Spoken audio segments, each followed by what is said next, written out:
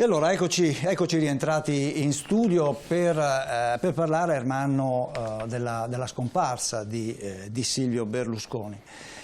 Una figura che ha segnato la storia italiana, discusso, amato, sicuramente comunque un protagonista nel bene e nel male. Dipende da cosa si parla per protagonista. Diciamo di solito è una parola positiva, ma in questo caso vediamo un po' quella che è stata a sommi capi, questo è stato il percorso di Berlusconi. Abbiamo con noi degli ospiti che hanno avuto esperienza diretta con Berlusconi e quindi possono essere testimoni e di questo naturalmente vogliamo parlare. La cosa più importante, cosa è successo con l'ascesa di Berlusconi, ma prima nella parte diciamo industriale e poi nella parte politica e quindi poi nella parte televisiva, che è stato il fondamento del suo successo. Teniamo presente che il successo di Berlusconi è perché Berlusconi ogni giorno era a casa di tutta Italia. Quello che si parla, Berlusconi ha fatto così, ha fatto così. La cosa più importante è che lui quotidianamente era in 3 canali in Italia e quando aprivi la televisione la gente associava la televisione con Berlusconi, basta. Questo è stato l'imprinting, come diceva Lorenz, l'imprinting fondamentale di Berlusconi, al di là poi di quello che ha fatto, perché di questo poco si sa. Quindi abbiamo con noi degli ospiti che ci testimoniano fatti piuttosto che avvenimenti, piuttosto che momenti politici che hanno rappresentato un pezzo di storia d'Italia. Certo, li presento per voi che siete a casa. Allora ringrazio Carlo Freccero per essere rimasto con noi nei nostri studi, mass mediologo, produttore televisivo, ha lavorato per tanti anni assieme a Silvio Berlusconi. Saluto Fabio Bui, ex presidente della provincia di Padova, Leopoldo Bottero, buonasera. Grazie anche a lei di essere qua con noi, un manager, anche lei ha lavorato per le reti Fininvest e ringrazio Elisa Venturini. Buonasera. Buonasera, grazie per l'invito. Consigliere regionale di Forza Italia in Veneto. Ecco, ognuno di voi per questioni politiche o per esperienze lavorative avete avuto modo di conoscere, ma Ermanno, una figura, come dicevi tu, che tutti conoscono, hanno avuto modo di conoscere grazie alla grande visibilità. Quando tu entri nelle case della gente regali divertimenti, informazione, tutto quello che poi la televisione, soprattutto all'epoca in cui la televisione privata diciamo, è nata, ma non l'ha creata Berlusconi, chiudiamo una volta per tutti questa cosa, la televisione privata è nata da 2 reti estere che sono Capodistria e Telemonte Carlo, che sono state accettate perché c'era un problema di interessi politici della democrazia cristiana, ma questa è un'altra storia. Queste 2 hanno rotto l'incantesimo del monopolio della RAI, poi ci sono state sentenze della Corte Costituzionale che abbiamo chiesto noi come emittenti diciamo, private, Berlusconi non c'era, quando alla fine la Corte Costituzionale si è pronunciata positivamente sulla di eliminazione del monopolio della RAI, allora a questo punto Berlusconi è entrato in campo, è entrato a gamba tesa e ha fatto quello che ha fatto, tutti lo sanno. Ma diciamo che chi ha rotto l'incantesimo sono state circa 750 emittenti locali, con coraggio a creare un'imprenditoria nuova, a cercare i programmi. Si andava a New York a comprare i programmi perché la RAI aveva il monopolio anche dei programmi. La RAI diceva addirittura: se voi date i programmi ai privati, allora non comprerò più i programmi da noi. I produttori cinematografici si tenevano in cassetto i film, i telefilm, eccetera, perché non riuscivano. Il primo telefilm l'abbiamo portato in Italia noi, il dottor Facchi allora che era il gestore di Capodistria, io e un altro collega di Roma abbiamo comprato e l'abbiamo intitolato Quella strana ragazza. E da quel momento tutti hanno scoperto la storia del telefilm. Poi naturalmente questa è diventata una epopea. Ma allora diciamo che chi era Silvio Berlusconi? Io chiederei a ciascuno di voi, però brevemente, perché sennò allunghiamo troppo, raccontare tutta la storia è impossibile, chi è stato Berlusconi visto da ciascuno di voi secondo un vostro, o quando è stato il primo incontro con Berlusconi, che sicuramente è una persona di grande capacità, sia nella discussione, sia nell'intrattenimento, sia nel... Berlusconi non ha mai fatto guerre, mai, mai. E se c'era qualche scontro era lui che chiudeva tutto. Cosa serve? E chiudeva, perché diceva che le guerre costano troppo poco, troppi denari, scusami. Ecco, quindi lascerei il primo intervento a Carlo Freccero, che è stato molto vicino a Berlusconi, ha fatto programmi per Mediaset, è stato direttore della RAI. Allora, la mia storia con Berlusconi è un po' complessa, perché io ho partecipato all'inizio di questa esperienza, proprio all'inizio del 79, e fu un inizio proprio così, per caso, come posso dire. Io allora non lo conoscevo chi fosse, non sapevo chi fosse Berlusconi. Solamente un mio amico mi dice: guarda che c'è un signore ha acquistato il catalogo Titanus, 350 titoli, tu sei un cinefilm, sei uno che fai delle ricerche eccetera sul cinema, fai programmi a un cineclub, perché non ne parlo io a qualcuno? E naturalmente mi contattano dicendo: c'è un catalogo, ti interessa farlo? Io facevo delle ricerche per l'Istituto Gemelli e mi dicono, mi chiama Bernasconi, sì. Mi dice: c'è questo catalogo, guarda, ti do 500.000 lire allora per analizzare questo catalogo. Io devo dire che allora ero un bambino, cioè non sono come te, Ermanno, che tu sei un viveur, sei un uomo imprenditore che conosce la vita. Io ero un professionista, cioè come posso dire, studiavo e basta, e mi sembrava una cifra buona. E faccio questo catalogo, devo dire, analizzo questo catalogo in modo molto serio, cioè dividendolo per generi, per registi, per attori, eccetera. E Berlusconi riceve questo catalogo e mi chiama nella redazione del giornale. Mi dice: ah, bello, ho fatto un lavoro molto bello, io da lei, sempre. Ho fatto un lavoro molto bello. Ma cosa fa della vita? Faccio un ricercatore. Oh! Mi fa: ma allora quindi lei non lavora? Dico: no, veramente lavoro, cioè, non lavoro. Cioè, no, non lavora. Venga qui a programmare questi film da me, io ho una televisione, e le dico una cosa. Fra poco batterò la RAI.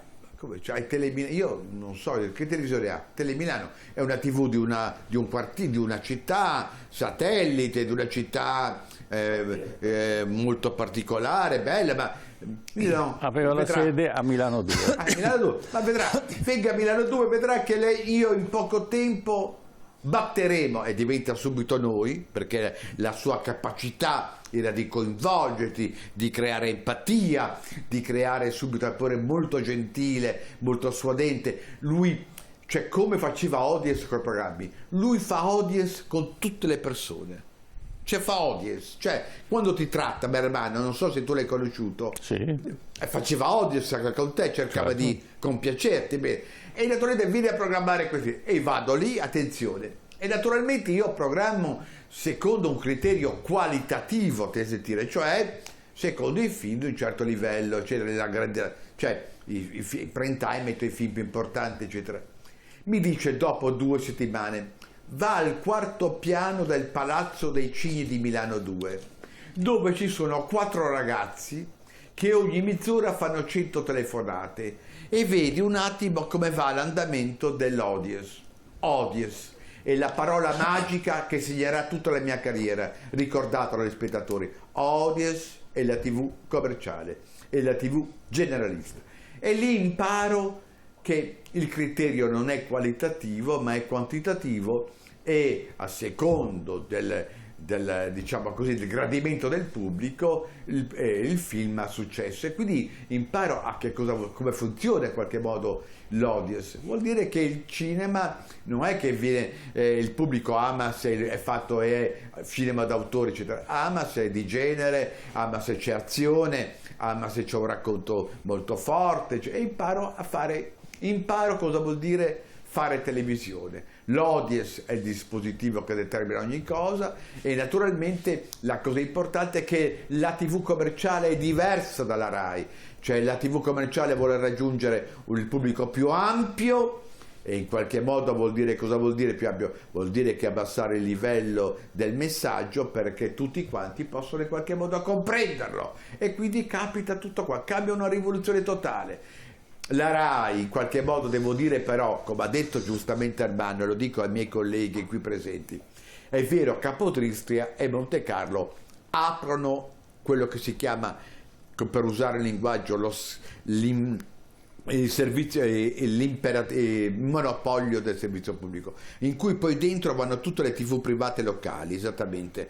Ma devo dire che la RAI stessa aveva già iniziato un'opera di TV commerciale con Tortora, Mike, Corrado, per cui attenzione, già anche la RAI aveva avvertito che il pubblico prendeva potere e non si poteva più fare pedagogia con la televisione, ma occorreva in qualche modo soddisfare i bisogni, i desideri del pubblico. Siamo nell'epoca, siamo a fine anni 70 e siamo in qualche modo in Italia che è presa dal consumismo e nasce tutte le couturier, la moda, nasce la pubblicità, è un secondo boom economico naturalmente.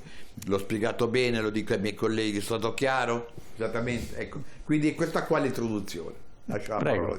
Allora lascio la parola adesso a Fabio Bui perché dia un'immagine, non occorre seguire il precedente colloquio.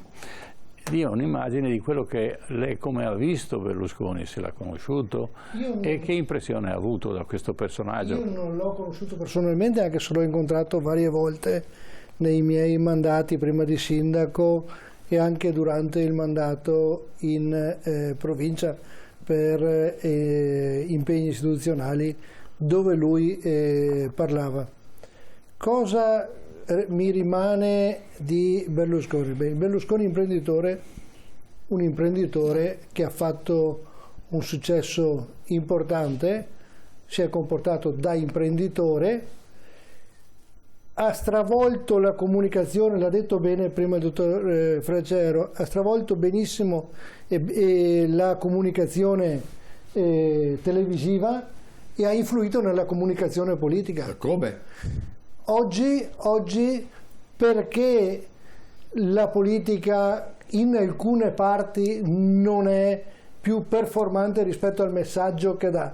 Perché alcuni non riescono più a seguire il metodo per comunicare con l'elettorato, perché poi la politica è contenuti 5 anni alla volta, ogni 5 anni c'è anche un tornaconto che si misura con la matematica. È vero. E quindi Berlusconi ha stravolto il linguaggio televisivo e politico.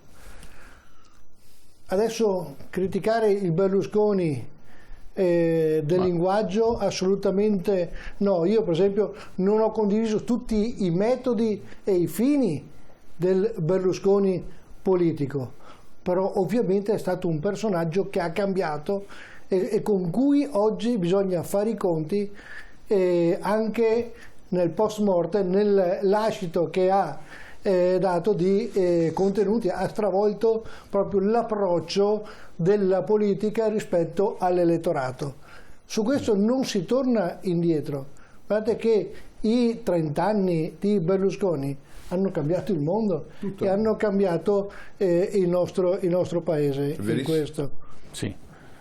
Allora, Botero, tu hai lavorato all'interno di Mediaset, di Fininvest prima, hai costruito praticamente tecnicamente la struttura della emittenza televisiva di Berlusconi e quindi l'hai conosciuto personalmente, hai conosciuto perfettamente Galliani e quindi poi tutti gli altri e quindi ci dai un imprinting su questo momento storico dove questo personaggio emerge improvvisamente.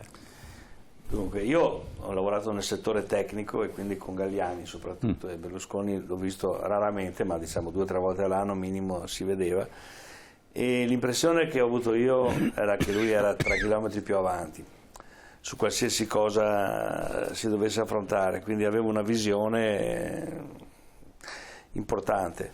Era un uomo che si faceva voler bene, e io ero un giovane tecnico, voglio raccontare quando l'ho incontrato la prima volta. Ero un giovane tecnico e siccome mi occupavo di pianificazione e parlo il francese, mi hanno mandato a inseguire Freccero in Francia. È vero, abbiamo fatto l'esperienza assieme alla Cinq, esattamente, e lui comandava, come io d'altra parte, i francesi. Pensa un attimo che cosa era dura, c'è questa cosa durissima. È un'esperienza però bellissima che mi ha formato, anche perché io devo dire un'esperienza formidabile. Sì, ho capito di essere un negro con la pelle bianca a Parigi. E allora io facevo la parte tecnica e avanti e indietro. Un venerdì dovevo portare a casa un sacco di progetti e mi ero fatto 2 scatoloni, era in agosto, un caldo, e allora mi sono organizzato 2 scatoloni, la valigia, camicia havaiana, cappello di paglia, sandali, braghe corte, perché dovevo fare il trasportatore. Telefona alla segretaria di Berlusconi e dice: c'è l'aereo del gruppo che rientra su Linate, che quando c'era ce lo diceva. Io dico va bene, l'avevo già fatto, prendo, che era anche più comodo perché stava a Le Bourget invece che andare a Guassy. Le Bourget, insomma, l'aeroporto privato. Sì. Porto le mie cose, gli scatoloni, mi siedo su questo aereo con come si dice, delle poltrone che a casa mia non ce le ho, e c'era il giornale del giorno, le riviste, c'era un hostess che se vuole bere qualcosa, a un certo punto entra Berlusconi. Io non l'avevo mai visto, lui aveva mai visto me. Io non ero proprio l'uomo Mediaset in quel momento là, c'era la barba, senza giacca. La barba per lui, attenzione Armando, era una cosa negativissima, o diceva o è un genio o un imbecille. Quindi lui erano le 2 estremi, alfa e l'omega dell'uomo, o era un genio o un imbecille. Ma barba bianca, lei naturalmente è un genio, naturalmente no. Ma barba bianca e capelli bianchi non li voleva. Allora insomma io sono lì un po' in imbarazzo. Per fortuna è arrivato Galliani, che Berlusconi gli ha detto: lei lo conosce questo qua? Dice: sa chi è? Dice: le presento Bottero, è la nostra punta qui col ministero, con l'autority, perché voglio fare una parentesi italianista. Gli esperti francesi avevano detto che ci stavano 2 reti, una col 35% e una col 15% di diffusione. Quando sono tornato a casa avevo lasciato la rete un po' meglio e progetti per 2 reti da 82% di penetrazione, no? di servizio, perché noi italiani non siamo francesi, ma su questo settore siamo un pelino più avanti. Bravissimo. Ed era un grosso problema per loro, perché allora, anche tra esperti, cioè io lavoravo con gente che faceva il tecnico, quindi sa 2 più 2 non fa mai 22, fa 4, insomma, però proprio che fosse un italiano. Quando ho portato la prima volta il mio biglietto da visita, mi ricordo, io mi chiamo Bottero, dice: Monsieur Bottero, finalement un francese, no? Finalmente un francese qua, che è tutto pieno di guardi, sono italiano anch'io, dico. E avere i collaboratori francesi. Una curiosità, avevate un impianto sulla Torre Eiffel? Certo. 8 più 8 più 8 più 8, progetto nostro. Cioè su 4 lati, 4 lati, 8 pannelli e illuminavate tutta. Bravissimo. No, ma quello lì è l'impianto numero 1 della Francia, perché fa circa 8 milioni di abitanti, insomma, un po' come la cavalcava in Italia. Gli impianti sono sotto, ci sono più di 400 metri di cavo, perché sotto la Torre Eiffel c'è il NORAD dei francesi, cioè la centrale nucleare da dove decidono, lo chiamano la force de frappe, come utilizzare i loro missili. E ce ne sono cose da raccontare, ma comunque fatto sta che sono sull'aereo, per fortuna c'è Galliani. Dopo di allora, quando ci siamo visti, si è ovviamente sempre ricordato di me. Mi ricordo una famosa sera, che poi nel 93, che tutti i dirigenti erano lì quando ho presentato Forza Italia, e la doveva presentare a Tatò, che era il neoassunto, i vari dirigenti, cioè questo è il direttore di Napoli, questo è il direttore di Genova. È arrivato a me e dice: credo che sia il direttore della nostra sede di Nuova Delhi. Nuova Delhi. Io avevo la barba. E lui, insomma, poi alla fine l'ha sopportata. Mi ha portato anche bene, perché si diceva prima con Carlo che Philippe Ramon, che era il direttore della Senc, parlando con il socio, il direttore della frequenza, sì, no?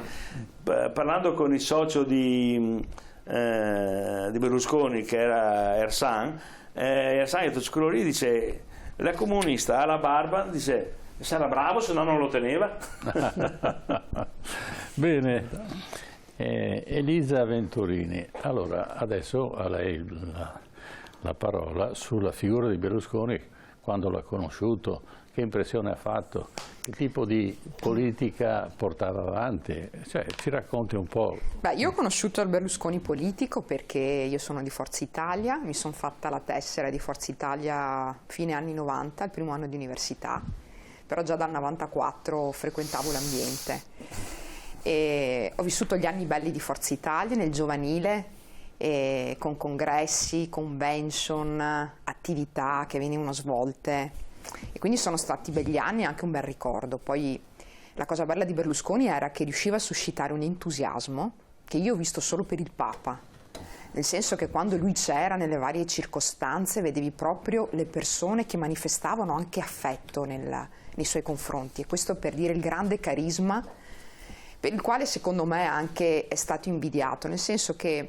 è vero che le televisioni l'hanno aiutato, però se tu di tuo non sei un carismatico, non riesci a trasmettere qualcosa, la gente non ti segue. E nel caso di Berlusconi aveva tutti i numeri per farsi seguire.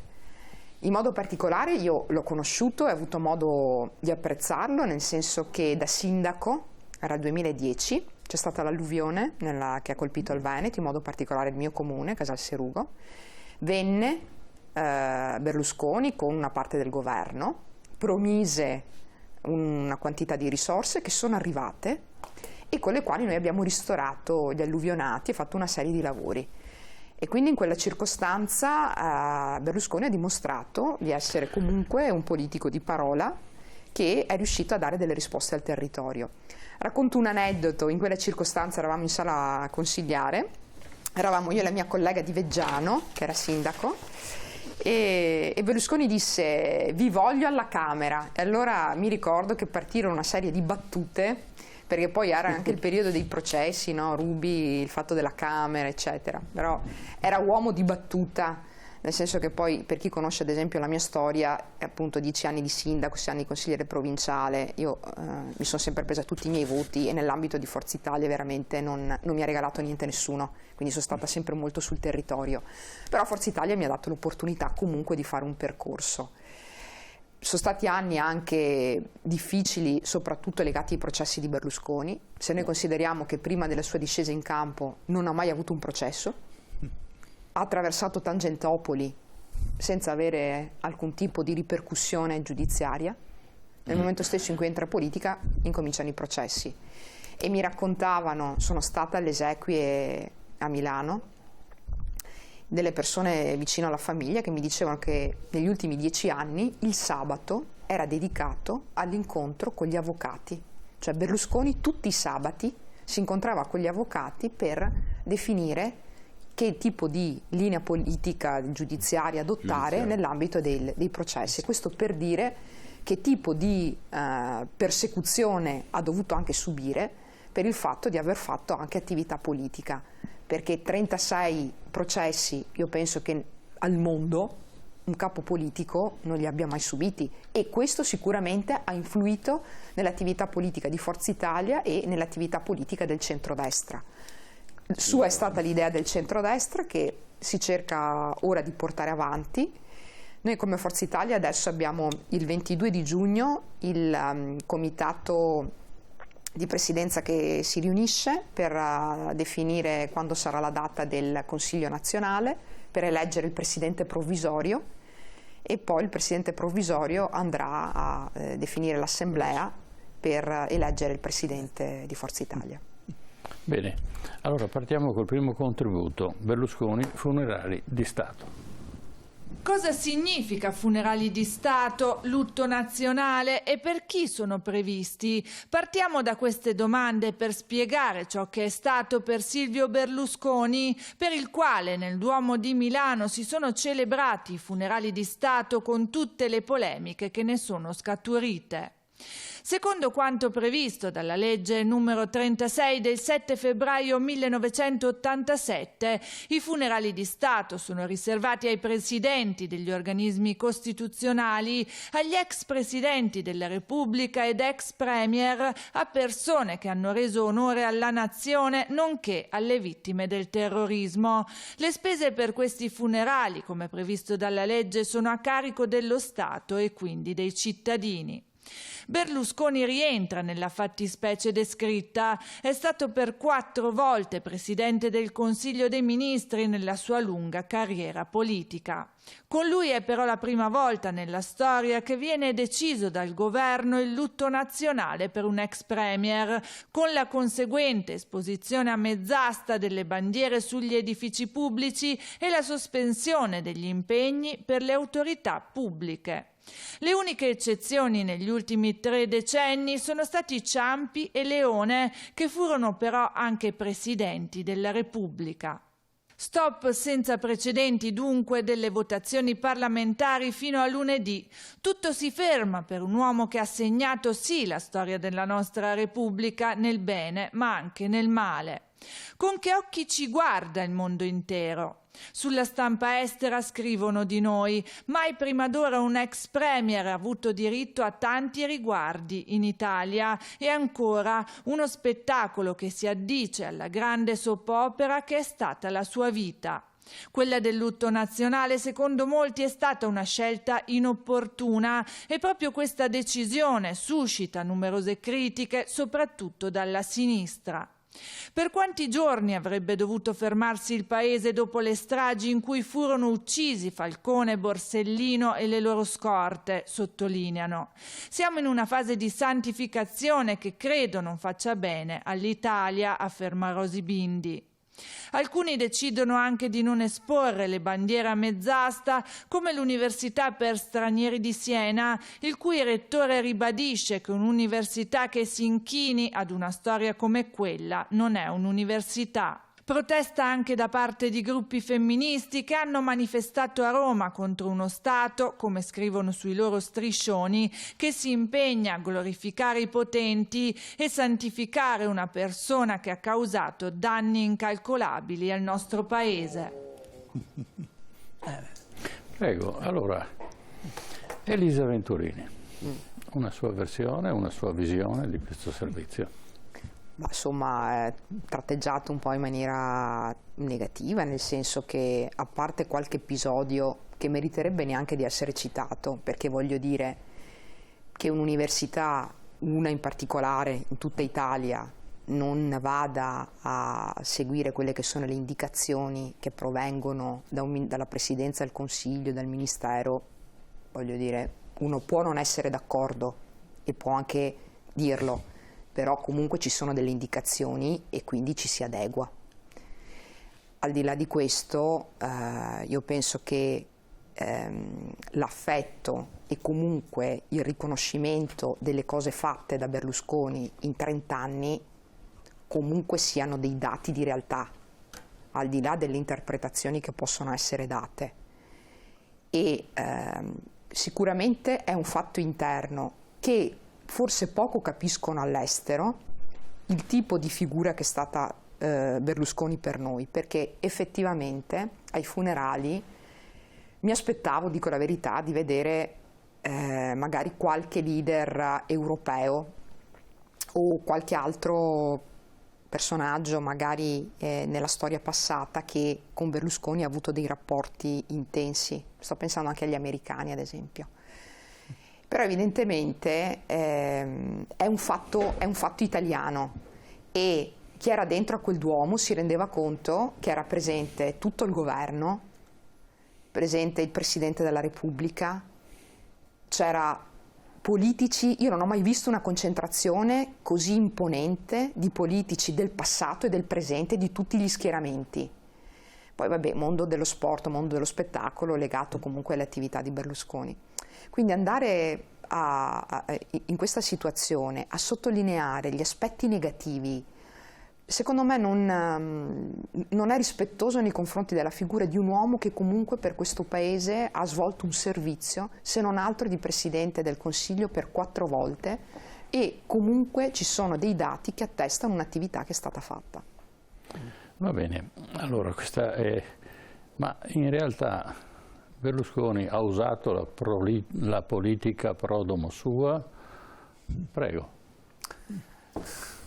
Beh, anche altri imprenditori, però mi viene da dire, ci sono altri che non si sono esposti, sono rimasti dietro le quinte, hanno socializzato le perdite, hanno privatizzato i guadagni, e quindi chi voleva fare guadagni ne è rimasto fuori dalla politica. Una persona che si espone in questa maniera, che poi per 30 anni viene perseguitato da un punto di vista giudiziario, evidentemente comunque di suo ci ha messo. Questo è uno degli aspetti. La giustizia ha ritenuto, poi si è visto la vicenda, ma per esempio una delle... e gli italiani hanno pagato. Una era stata incaricata, procuratore della Repubblica di Roma, era stata incaricata di indagare su tutta una serie di cose di questo genere, birichinate o meno, comunque si supponeva, di Berlusconi, ed era la moglie di Bruno Vespa, che ha regolarmente archiviato tutto perché non ha trovato nulla. Prego, Bui. Ma che la politica di Berlusconi sia stata finalizzata in qualche modo a pro domo sua è assodato. Ad esempio? Conflitto di interessi. Ma ad esempio un dato concreto. Posso parlare pro domo mia questa volta? Parlo per me. La legge Mammì e la legge Gasparri è stata una delinquenza, primo da parte del suo pupazzo che si chiamava Craxi, secondo da Gasparri che è un altro pupazzo di Berlusconi. Prego, voi. E attenzione, eravamo 700 e passa emittenti, siamo rimasti in 115.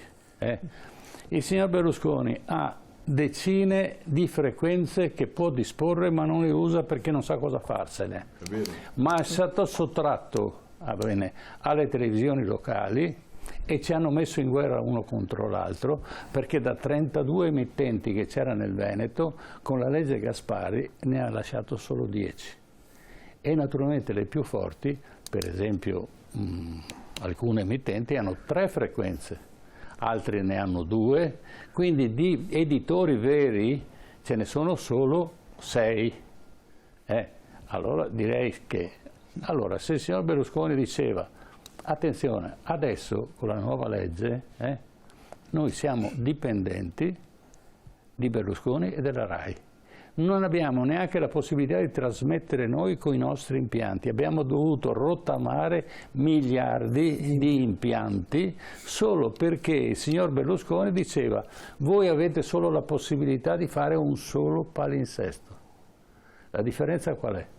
Che Berlusconi può fare il palinsesto orizzontale, così come fa la RAI. Cosa vuol dire? Faccio un canale per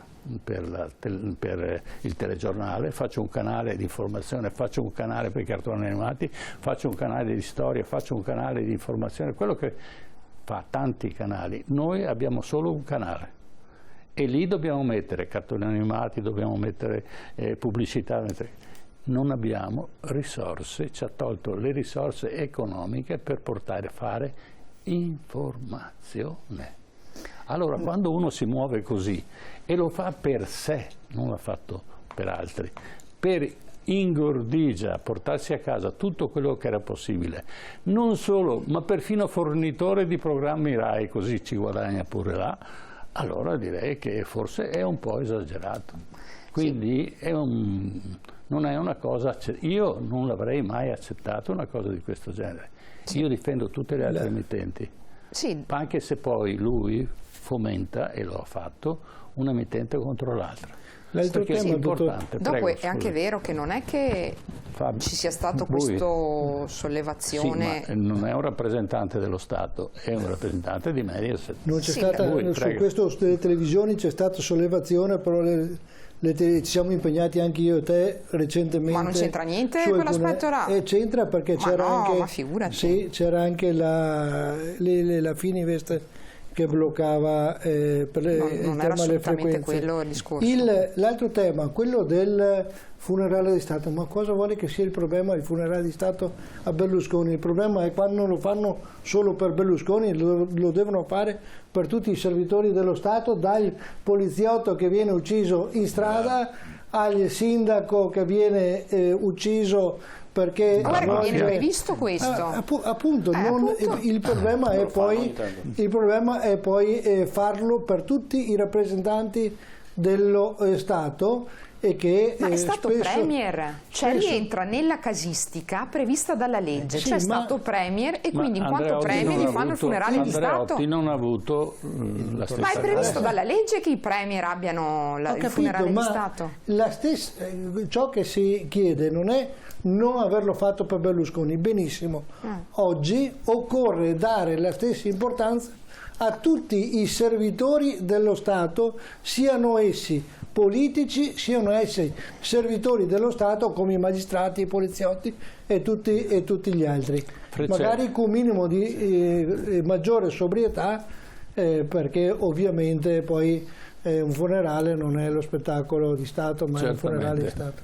Freccero, prego. Allora, io ho iniziato la mia carriera con Berlusconi e il 5 maggio del 92 è finita, eravamo alla vigilia della legge Mammì e mi disse: Carlo, non possiamo più lavorare assieme perché tu fai una televisione in qualche modo che mi impedisce di avere una legge e fai una televisione trasgressiva alle 7 del mattino, perché sapeva che io alle 7 del mattino sono inerme, ho la pressione molto bassa e non so reagire. E naturalmente benissimo. E naturalmente io con Berlusconi, attenzione perché avevo un racconto molto intenso, con Berlusconi l'ho combattuto perché non ero d'accordo su un motivo molto semplice, di usare la sua televisione per fare politica. Bene. E l'ho combattuto molto forte, ho avuto anche facendo satirico con Luttazzi, ho avuto delle cause che poi ho vinto, eccetera, però c'è stato un contrasto. Ma perché in quel demancato ho difeso Berlusconi? Cioè, mi sono in qualche modo unito a questo, diciamo così, a questo lutto nazionale. E il motivo è molto semplice. E lo dico qui con tono lo dico agli spettatori che loro mi capiscono, lo sanno perché. Perché Berlusconi anche da morto è fortunato. Perché? Perché dopo di lui è venuto il peggio. È molto semplice. È venuto il peggio. Pensate a Monti. Monti è un incubo rispetto a Berlusconi. E pensate a Draghi, è un incubo. Cioè, quando Berlusconi, è vero, Berlusconi, a parte il fatto che Berlusconi difendeva l'impresa, diciamo, l'economia reale, non la finanza. E qua il problema. Le elite di adesso, è un incubo l'elite di adesso, sono persone che ci vogliono in qualche modo consumare, non farci diventare consumatori, ci vogliono distruggere, eccetera, lo capite? Cioè, pensate, è arrivato Monti, l'austerity, ci hanno venduto in qualche modo all'elite, ci hanno venduto alle banche, pensate come è stato fatto fuori Berlusconi tramite un terrorismo finanziario. Ecco qua il problema. Oggi, dominati appunto da questo imperativo dalla finanza, da questa ingordigia che hanno creato l'emergenza per governarci, l'emergenza pandemica, che io sono contro il vaccino naturalmente e quindi ho combattuto questa cosa e ne sono convinto degli effetti perversi del vaccino, sono contro la guerra, l'emergenza, adesso l'emergenza green, ma basta, non solo ci vogliono far mangiare grilli al posto di quello che noi mangiamo solitamente, ma lo capite? In Spagna il socialista ha perso le elezioni perché ha distrutto le dighe, perché secondo la agenda green occorre in qualche modo salvare la terra e punire l'uomo, ma lo capite questa cosa? Quindi Lì è tutto quello che è nato. Io poi ci lavoro su questi temi, dal World Economic Forum di Davos, da queste elite, da queste congreghe che sono poi pochissime corporation che ci vogliono rubare tutto quanto, vogliono distruggere le piccole e medie aziende perché queste corporation vogliono avere un potere totale. Ecco che Berlusconi crea nostalgia, crea naturalmente che cosa? Commozione, e diventa in qualche modo, come posso dire, come una palla di vetro che facciamo e in qualche modo che ricordano la nostra fanciulla, la nostra epoca felice. E questo è il motivo, perché l'incubo che stiamo vivendo oggi col dominio dell'elite e che ci governano attraverso delle dittature sanitarie e hanno trasformato il cittadino in paziente, lo pensate? Ecco perché naturalmente questo qua diventa in qualche modo mitico. E il problema è tutto qua, è che oggi l'epoca berlusconiana, con tutti i suoi difetti, per capire, io l'ho combattuto e sono stato un suo avversario, ma oggi quando penso alla faccia di Draghi, quando penso a Monti, io rabbrividisco. Siamo manovrati e siamo diventati in qualche modo incapaci di reagire. Almeno con Berlusconi c'era una capacità di reazione. Poi attenzione, un conto è l'analogico, il sistema televisivo analogico, dove in qualche modo tu ti puoi in qualche modo salvare, puoi evitare di essere dominato, di essere controllato, puoi nasconderti, conservi ancora una privacy, ma col digitale la dittatura è totale. Ci vedranno un chip nella testa addirittura e ci connetteranno all'intelligenza artificiale. Lo capite? Ecco perché l'epoca berlusconiana, con i suoi difetti, con i suoi conflitti di interesse, con quello che ha combinato, eccetera, ma è un ricordo, è una nostalgia, perché l'oggi è terrificante, è orribile, e anzi la riprova che noi non andiamo più a votare. Il 40-50% non va più a votare, perché il futuro che ci prospettano è una cosa paurosa, vergognosa. Certo. E quando se tu mi inviti a parlare dell'agenda 2030, dell'agenda verde e dell'agenda digitale, io sono pronto, perché sono preparatissimo. Prendo nota. Allora, Bottero. Vorrei dire qualcosa, no? Allora, a parte il personaggio Berlusconi, che è anche un uomo, che è stato un imprenditore, un politico, prima non avevo finito, usciti dall'aereo, la prima volta che l'ho incontrato, io ho preso i miei scatoloni, ho cominciato ad andare verso il taxi e mi sento chiamare, dice signor Bottero, dico, mi giro, era Berlusconi, dice mi scusi, non l'avevo salutata. E lo sai, uno che si comporta così si fa voler bene anche, no, a livello umano. Poi viviamola dal punto di vista... Posso interrompere? Era la stessa tecnica che usava Napoleone. Sì. L'altra cosa qual era? Parliamo dal punto di vista aziendale. Mentre c'era Parmalat che faceva 11 miliardi di buco e altre cose, e noi abbiamo subito 700 verifiche fiscali. Ora, una televisione in genere vende pubblicità e cioè non è che quello che fa l'inserzione la paga in nero, insomma, non è che si riesce a fare questa roba qua, la pubblicità si vede, eccetera.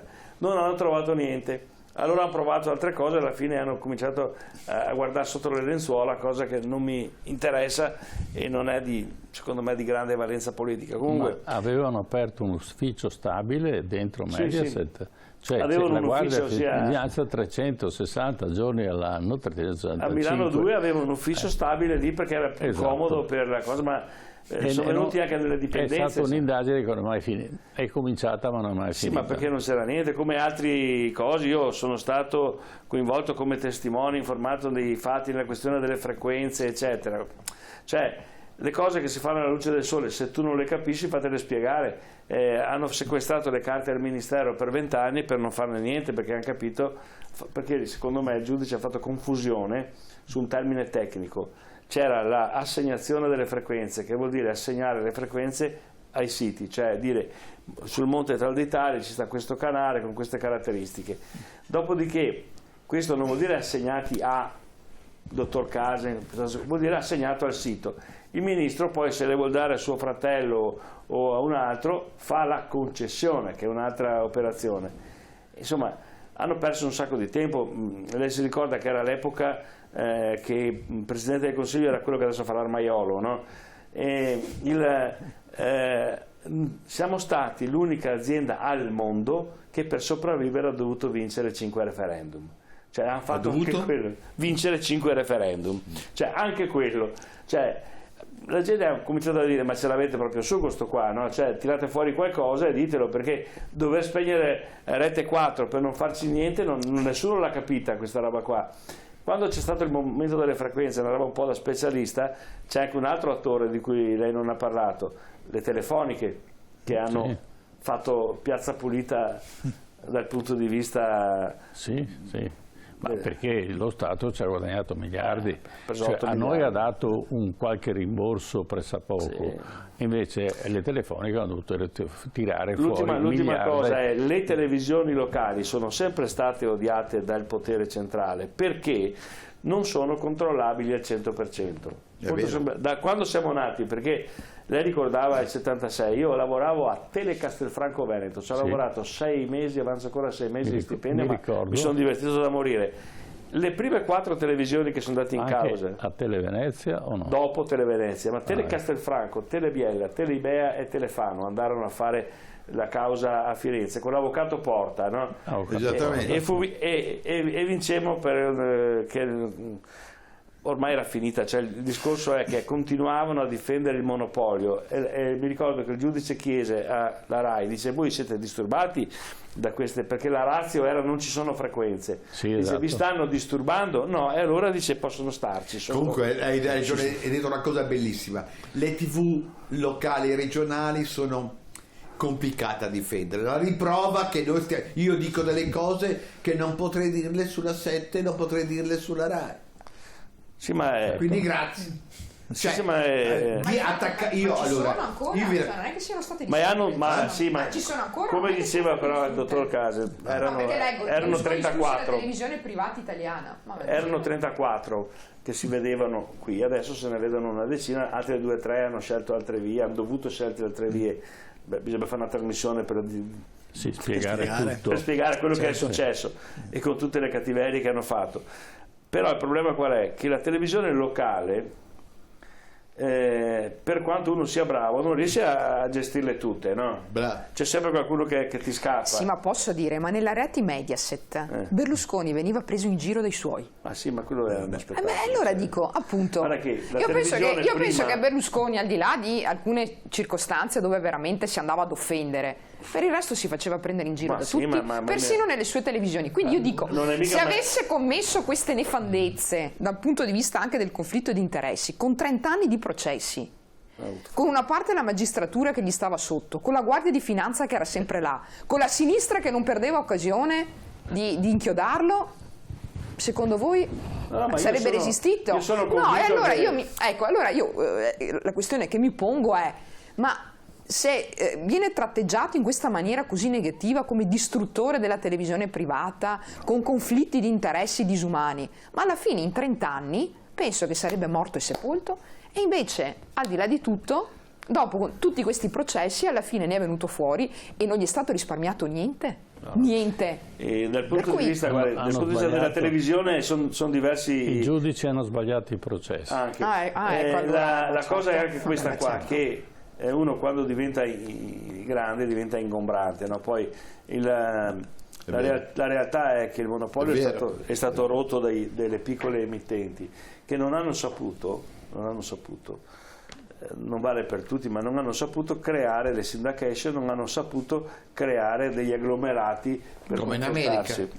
Per confrontarsi. E lo Stato. E la colpa di chi è? E lo Stato, la colpa è sua, degli editori, ma anche dello Stato, che ha sempre fatto in modo che non ci fosse la possibilità di andare in quel senso lì, perché era sempre una lotta per la sopravvivenza e le regole di ingaggio sono sempre state regole fino a un certo punto che tendevano semplicemente a cercare di difendere il monopolio della RAI, perché c'era questo nella testa di molti partiti e c'è ancora adesso, perché già il fatto di avere RAI e Mediaset è troppo, Cioè, con solo la RAI si riusciva a gestire molto meglio il flusso. E ricordatevi che la RAI prima di Capodistria era una messa cantata, cioè sì. Il telegiornale non si poteva dire rinculare, non si dice membro del Parlamento, cioè perché sono parole che sono borderline. Sì, però rispecchiavano anche un momento storico.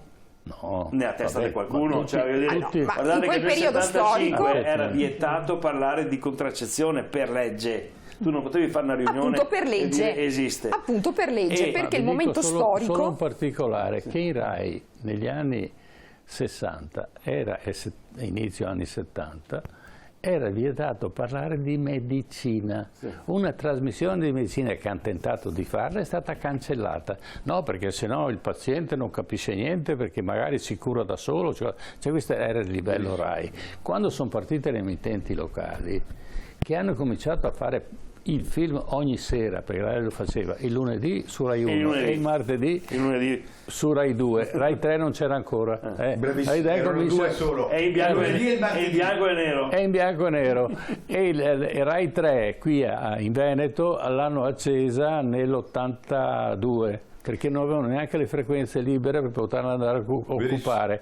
Cioè, questa era la disgrazia. Ma secondo me un ruolo importante l'ha svolto la Chiesa sulle reti RAI più che Berlusconi magari, no? Nel senso che nell'andare ad indirizzare e nel condizionare un pochino anche il linguaggio piuttosto che i programmi. La Chiesa aveva una rete propria di emittenti locali, come ci sono anche adesso, Telepace eccetera, che seguivano l'andamento di una televisione libera e facevano quello che volevano. Ma io sono dell'avviso che ogni televisione non si può solo raggruppare, questo può avvenire a livello di network, sì. Cioè mette la Sicilia, la Calabria e il Veneto, se mettiamo insieme facciamo un network, benissimo, ma dopo deve essere libero di fare quel che voglia.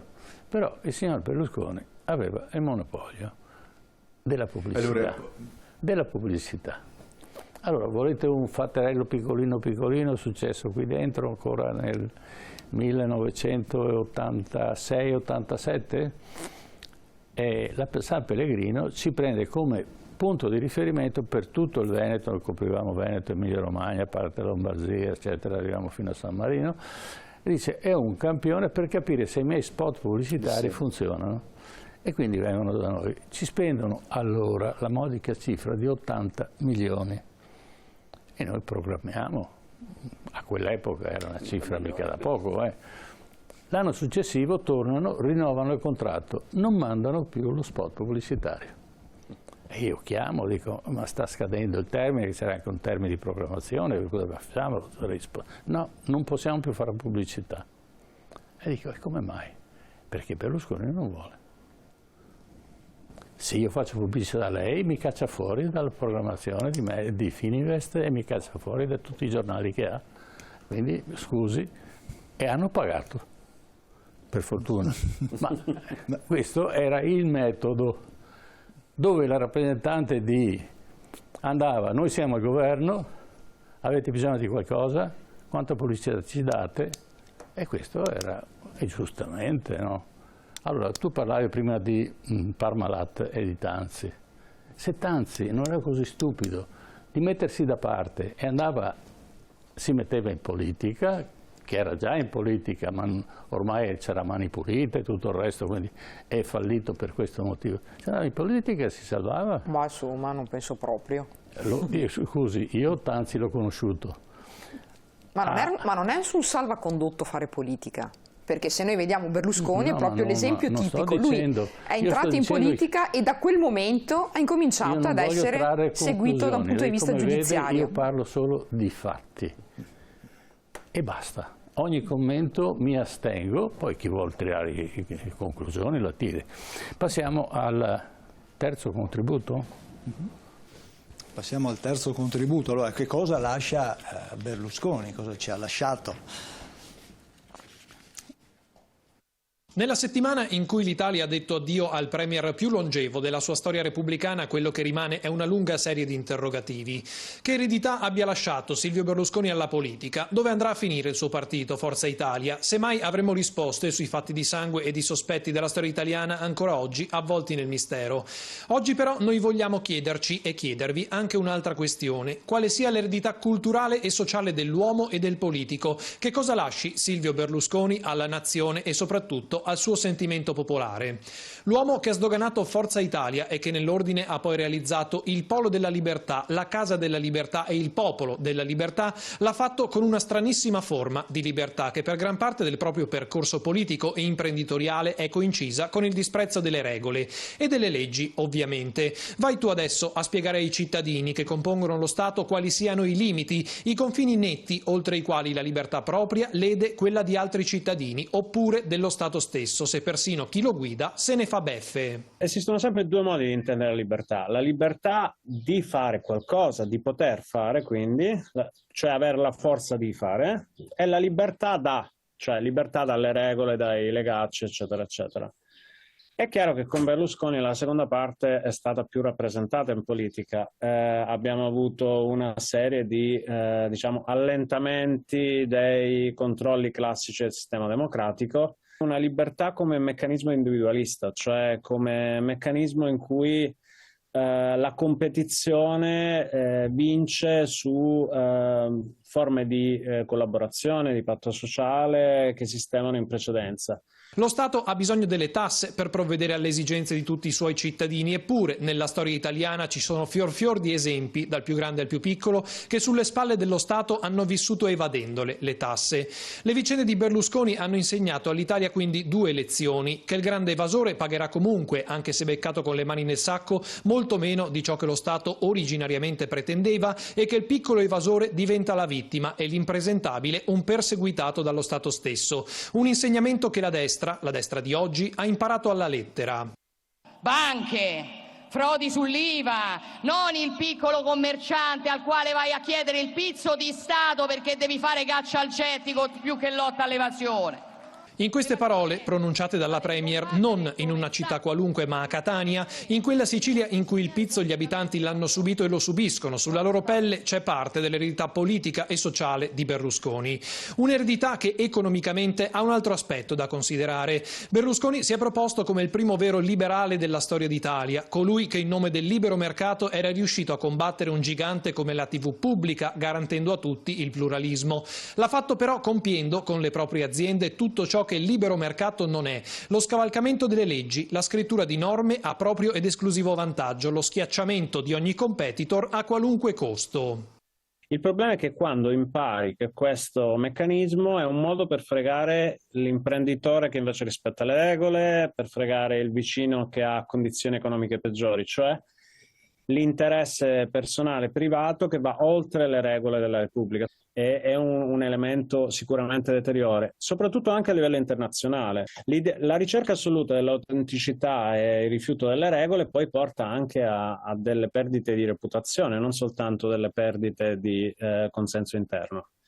Sarà la storia a giudicare l'uomo. La sensazione sul politico è che abbia lasciato al paese una pesante eredità che toccherà a qualcun altro scardinare. Se parliamo di fenomeni storici, diciamo che a livello di competitività internazionale l'Italia degli anni 80-90 era sicuramente più importante all'interno del G7 che poi diventa G8. Se parliamo di disuguaglianze interne, sono purtroppo aumentate, non solo per colpa di Berlusconi, ma il mondo del lavoro si è sicuramente trasformato in un senso di maggiore precarizzazione.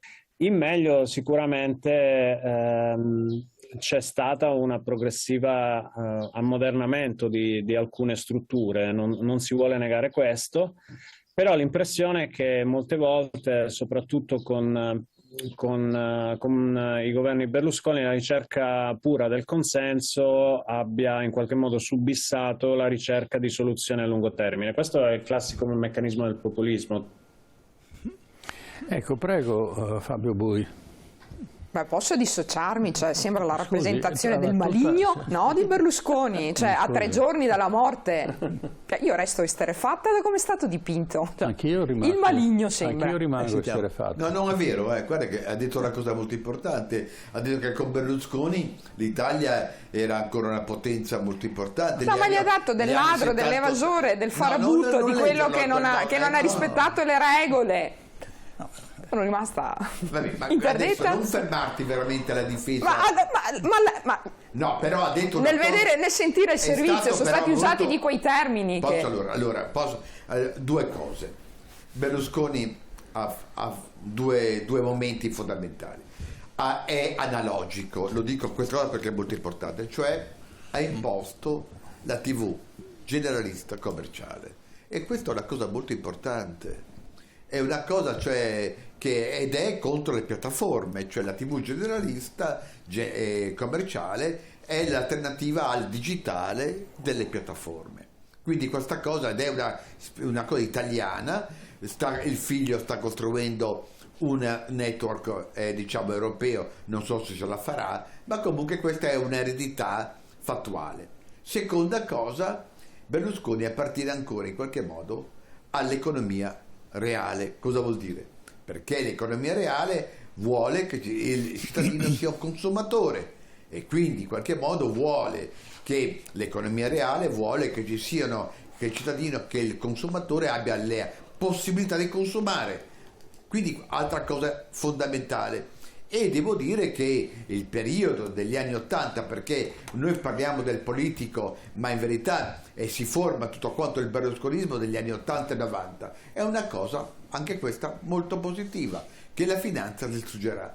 La cosa curiosa in tutta questa storia, io pensavo, quando è stato fatto fuori dai potentati economici, dalla Deutsche Bank, dal Goldman Sachs e dalla BCE, pensavo appunto che fosse una riflessione a livello politico. Invece i partiti cosa hanno fatto? Hanno seguito la Deutsche Bank, hanno seguito naturalmente la Goldman Sachs, hanno messo Monti, alla vergogna, hanno messo Monti che è della Goldman Sachs, e in qualche modo la BCE ha cambiato strategia quando è arrivato Draghi, perché hanno fatto fuori Berlusconi, hanno stampato denaro. Quindi questo qua a me interessa capire, non essere, te lo dico con tono perché vedo che sei una persona molto attenta, a me piacciono le persone che sono così, che difendono le proprie idee, ma la cosa curiosa è che Berlusconi purtroppo è finito esattamente nel 2011, in quel suo sogno eccetera, che era partito dagli anni '80 e in qualche modo, e oggi siamo invece in un altro scenario. Ma nessuno contesta questo. Ecco, è uno scenario dove anche la signora Meloni deve fare Draghi come la fa Crozza, Draghi con la parrucca bionda, lo capisci che non ci siamo? Cioè, attenzione, io sono sicuro che qualcosa succederà, te lo dico a te che sei un politico. L'America, Biden è ridicolo, verrà fatto fuori naturalmente, Biden verrà fatto fuori, è utile, e naturalmente è utile Biden, è un è l'emblema del pupazzo. Bravo, ma vedi, io non guai se non ci fosse, le lobby perderebbero un sacco di soldi. Esatto. Quindi Biden verrà fatto fuori. Adesso cosa vorrà dire? Arriverà Musk, arriverà ancora nuovamente chi posso dire? Trump. No, quello che c'è è che io secondo me, non dico che ci sarà una soluzione, ma c'è bisogno di un'altra elite. Questa elite che io chiamo nera ci ha distrutto. E anche la politica, quella ufficiale, dovrebbe prenderne coscienza. E invece i peggiori in questo contesto, te lo dico a te Ermanno, sono il PD, che non capisce nulla. Perché l'odio verso la sinistra è così forte? Perché sono quelli che difendono di più questa elite nera, questa elite che è la Clinton, questa elite veramente, me lo capisci? Cioè il fallimento, ma perché? Perché il PD è l'emanazione del Partito Democratico americano, che è il peggio del peggio, lo capisci? Ma, insomma, non è proprio l'origine, gli americani non hanno fatto il PD, il PD si è dovuto assolutamente. Questo è il problema, il dibattito nuovo, sentiamo, questo io qua, avevo chiesto cosa succederà dopo? A voi il tema Berlusconi nella TV generalista e nella politica si è tradotto nella politica che si è depauperata della qualità degli amministratori.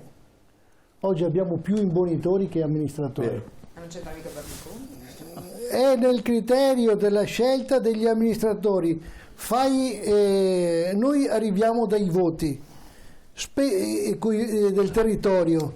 Oggi in Parlamento c'è ampia parte di persone che passa dal San Paolo, te ne dico uno, si passa dal San Paolo alla Farnesina, si passa dal Bagaglino al Ministero dei Ministeri. 5 Stelle siano l'esempio. No, ma sto dicendo, ma infatti ho detto dai 5 Stelle a tantissime altre parti, e questo metodo di scelta che è stato introdotto anche e poi seguito dalle sinistre anche da Berlusconi, di mettere amici degli amici non in base alla competenza ma in funzione dell'utilità, ha portato a questo sistema politico. Oggi quello che sbaglia, e lo dico la sinistra, è di non dimostrarsi diversa. Bravo. Si sta criticando, l'ho detto anche ieri in più riprese, si sta criticando il Berlusconi nelle cose che sono ovvie, lampanti, dove non si è d'accordo, ma non si dimostra nei fatti di essere diversi, e quindi vince sempre l'originale. Vero? Certo. Questo. Bene, allora il tempo purtroppo... Il problema che hanno a Roma è che nessuno ha preso i voti, cioè vengono messi in lista dai presidenti, dai segretari di partito. Una volta i deputati avevano un radicamento locale perché dovevano prendere le preferenze, oggi no, quindi quello è il problema. L'ultima cosa però posso dire, ma perché lo dico fatica, al pubblico presente un attimo, una cosa, vedete, il problema è molto qui, il vero problema è che oggi col digitale, con le corporation che ci dominano completamente, il conflitto di interesse che c'è tra, pensate alla Google, Apple eccetera, è molto più forte, è fortissimo, e questo lo dico anche a te che tu sei un tecnico e che mi capisci cosa voglio dire. Siamo passati da un capitalismo del consumismo al capitalismo della sorveglianza, e questo, ecco perché poi alla fine ecco tutta questa forma di ricordo, di emozione di Berlusconi, perché il mondo futuro è ancora più brutto, è ancora più atroce, ed è questo il tema. Io spero un giorno di poter ritornare qui e discutere se è possibile cambiare questo futuro dettato dall'Agenda Verde 2030 che si insegna a scuola al posto della Costituzione. Pensate, l'Agenda Verde alla fine di tutto il suo percorso vuole che il cittadino diventi un paziente. No, questo non è possibile. Noi ci opponiamo e siamo ormai il 50% della popolazione, quelli che non votano più perché non hanno più rappresentanza, non abbiamo più rappresentanza. Grazie. Certo. Allora, per concludere, diciamo che il menù ce lo presentano come vogliono loro, noi dobbiamo soltanto scegliere se ci piace un menù piuttosto che un altro, ma non abbiamo questa non è democrazia. Democrazia deve partire dalla gente che deve scegliere, ma non quello che viene indicato dai partiti, ma quello che invece si emerge da persone che sono attive in politica. Però sto dicendo, diciamo, cose molto strane che non so. Io credo che i telespettatori lo capiscono perché non vanno più a votare per questo motivo, ma io spero che tornino a votare e che soprattutto i partiti cambino rotta e presentano e propongano ai votanti dei personaggi che poi risolveranno i loro problemi. Stiamo parlando del ponte di Messina, non so se mi spiego. cioè l'orrore degli orrori. Siamo al Mose 2 e noi faremo una puntata proprio sull'ennesimo danno che sta facendo il Mose a Venezia, e questo è una delle tante cose, ma purtroppo il tempo è breve e tiranno. Ringrazio i nostri partecipanti, spero di avere occasione di parlare eventualmente in altre occasioni e sarete nostri ospiti sempre nella chiarezza e nella trasparenza. Prego. Grazie a Carlo Freccero, grazie a Fabio Bui, grazie a Leopoldo Bottero e grazie a Elisa Venturini, grazie del vostro contributo e di quanto avete raccontato, anche di quelle che sono le vostre esperienze. Adesso noi andiamo in pubblicità e dopo torniamo con la nostra rubrica del Memento, che purtroppo questa sera torna ad occuparsi di migrazioni. Parleremo appunto della tragedia che si è consumata nel Mar Ionio in questa settimana. A tra poco.